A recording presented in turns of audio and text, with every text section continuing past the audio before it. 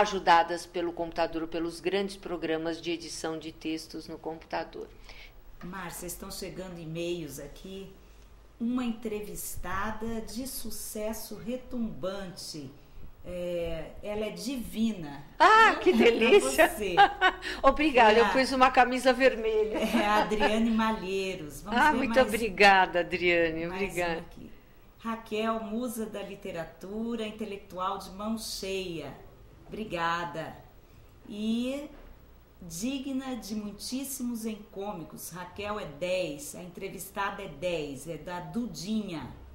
Enfim, vamos ver o que diz o Ricardo Paes.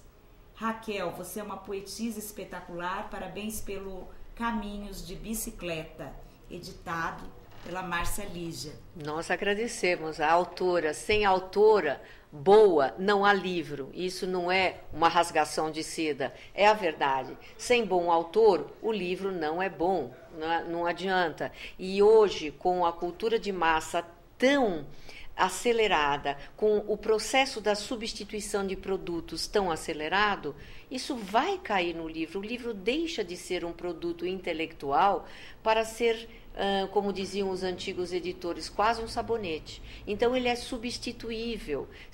O Caminhos de Bicicleta ficará na antologia, na crônica, na distribuição, nas livrarias como ele está, por causa do valor dele. E depois ele pode ser substituído por outro livro seu, mas ele tem um determinado valor. Quando o produto é fraco, ele desaparece quase que imediatamente. Então, existe nas editoras contemporâneas e grandes editoras comerciais a necessidade da substituição.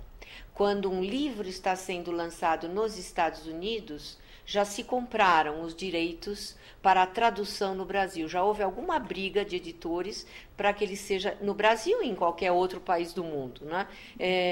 É uma rapidez impressionante, justamente porque somos vitimados, de certa forma, pelo processo da substituição. Haja vista que nós vamos nas livrarias, você e eu já nos encontramos em livrarias, e a gente fica um pouco acelerada vendo tantas capas e tantos livros.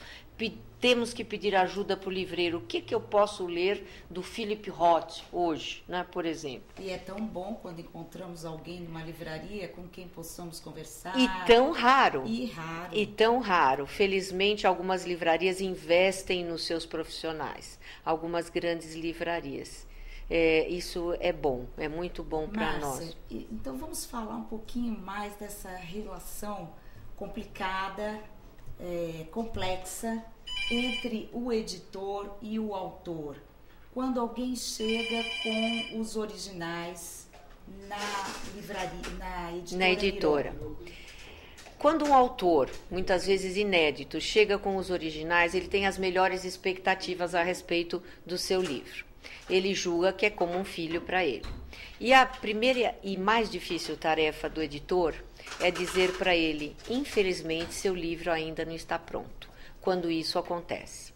E isso não acontece poucas vezes, porque dada também a cultura de massa exigir, glamourizar, digamos assim, o mundo editorial, todo mundo acha que é bom ser escritor. E é muito difícil ser escritor, ninguém melhor do que você para confirmar isso. Não se pode ter soberba. Não se pode ter soberba e não...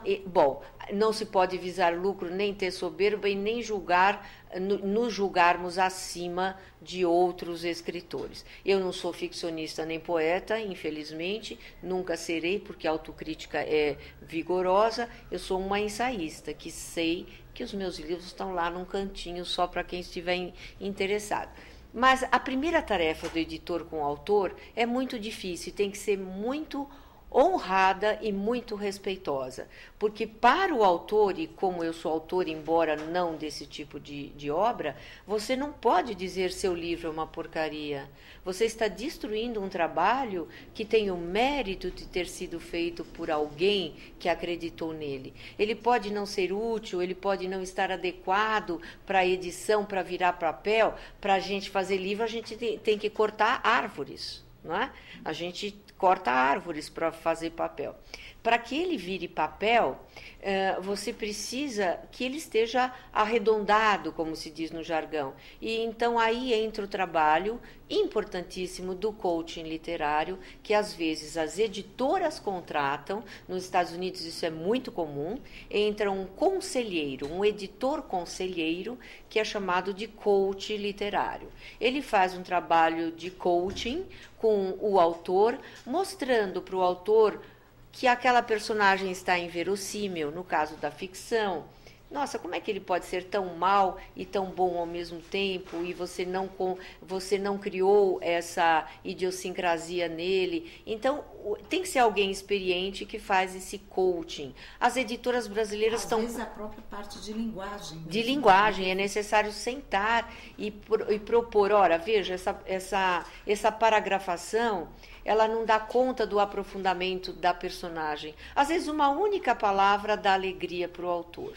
O editor, fazendo o papel de coaching ou tratando um coach para trabalhar com o livro que ainda não está pronto, mas que poderá ficar um livro bastante bom, tem que ser muito respeitosa. Então, é uma relação muito delicada. Tudo começa com o cafezinho. Tudo começa com um cafezinho e a leitura prévia do editor, que vai dizer seu livro... Existe um livro novinho que eu acabei de ganhar e que se chama assim, Como Recusar um Original. As 1000 maneiras de recusar um original.